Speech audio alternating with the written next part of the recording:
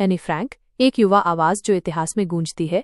Anne Frank एक ऐसी युवा लड़की थीं जिन्होंने द्वितीय विश्व युद्ध के दौरान नाजी शासन के दौरान अपनी डायरी में अपने अनुभवों को लिखकर इतिहास में एक अमिट छाप छोड़ी। उनकी diary, the diary of a young girl, दुनिया भर में पढ़ी जाने वाली सबसे प्रसिद्ध पुस्तकों में से एक बन गई।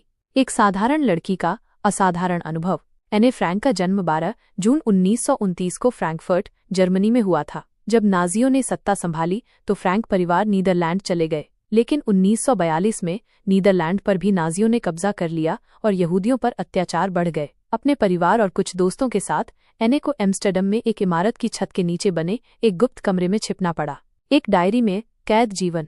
इस गुप्त कमरे में रहते हुए एने ने अपनी डायरी में अपने विचारों, भावनाओं और अनुभवों को लिखना शुरू किया। उन्होंने अपनी डायरी को अपनी सबसे अच्छी दोस्त किट्टी को लिखे गए पत्रों के रूप में लिखा। अपनी डायरी में उन्होंने युद्ध के दौरान जीवन के संघर्षों, डर, उम्मीदों और सपनों को बड़े ही खुलकर बयान किया। एक युवा आवाज की शक्ति। एने की डायरी न केवल एक व्यक्तिगत कहानी है, बल्कि ये द्वितीय विश्व युद्ध के दौरान लाखों यहूदियों के संघर्ष का भी प्रतिनिधित्व करती है। उनकी डायरी ने हमें होलोकॉस्ट के दौरान लोगों के जीवन पर पड़ने वाले गहरे प्रभाव को समझने में मदद की।